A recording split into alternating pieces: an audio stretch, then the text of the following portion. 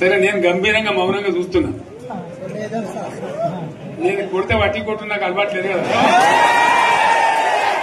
చూద్దాము.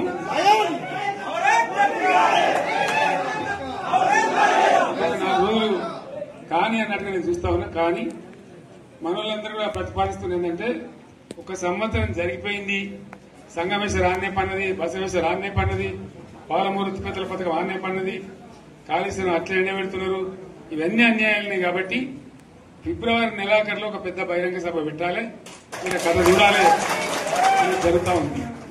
కాబట్టి మీరు కూడా పెద్ద ఎత్తున దయచేసి ఆ సభకు కదిలి రావాలి. కదా దూరమే ఉండదు.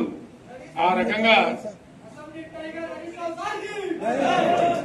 తెలంగాణ శక్తి ఏందో మరొకసారి చూపించి వీళ్ళ మెడలు వంచి ఇప్పుడు సాధించాలి. భవిష్యత్తు కోసం కూడా కొట్టాడకు మనం సిద్ధంగా ఉండాలని తెలియజేసుకుంటూ పరమేశ్వర్ గారికి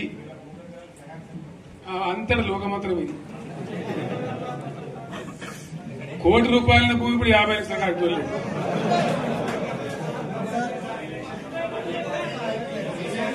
ఈ ఒక్కని బాధ ఒక ఆయన వచ్చింది. మన ఒక ఆయన ఒక 10 మంది వచ్చారు హైదరాబాద్కి. అందులోకి 2 ముస్లిం సోదరులు వచ్చారు. साहब सोब तबाह हो गया, इफलासी मुफलसी बच्चों क्या दबे होगा. तुम्हारा क्या हुआ बहन, तुम्हारा क्या हुआ, तुम हैदराबाद में तुम लोग हैं. मेरा कारोबार है साहब, मेरा छोटा मोटा कारोबार है, होटल भी है. 70% गिर गया. हर कोई पूछ रहे, हर कोई केसीआर को याद कर रहा है सामान. వాళ్ళు మాట్లాడుతున్నారు. ఎక్కడ ప్రతి ఒక్కరు భూముల ధరలు పోయినాయి, మన్ను పోయినాయి, మసాలా అన్ని పోయినాయి.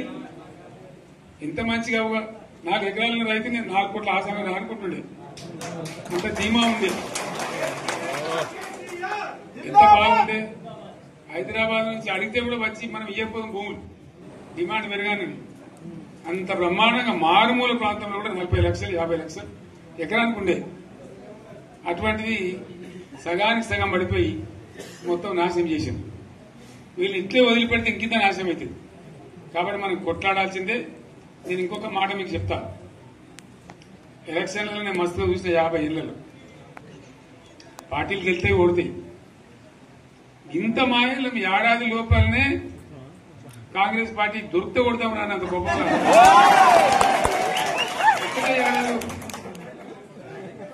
ఇంకా వాళ్ళ పొంద తెలివికి నిన్న వారి పార్టీ మంది పెట్టాలి. అదేందో పోలింగ్ పెట్టిన వాడు చూసారా మీరు? ఆ పోలింగ్ పెడితే 70% మనకు వచ్చింది, 30% మనకి. వాడు పెట్టింది మనం పెట్టింది కాదు. 75 ఇది పరిస్థితి. అదే నేను ఏమంటున్నా అంటే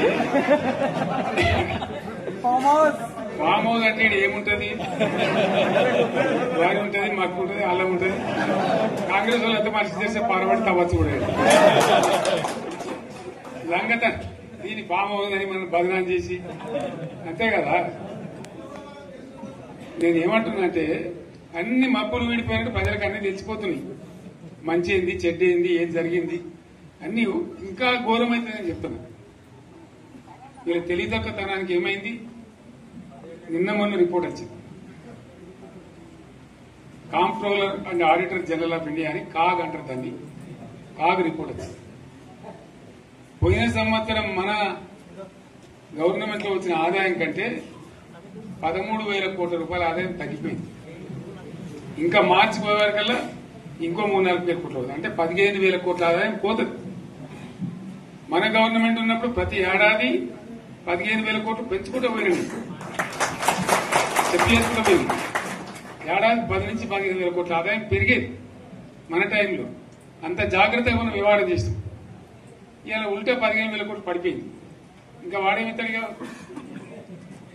ఇంకో ఇస్తారా? ఇంకో 4-5 నెలలైతే జీతాలనే కష్టమైంది ఉంటుంది.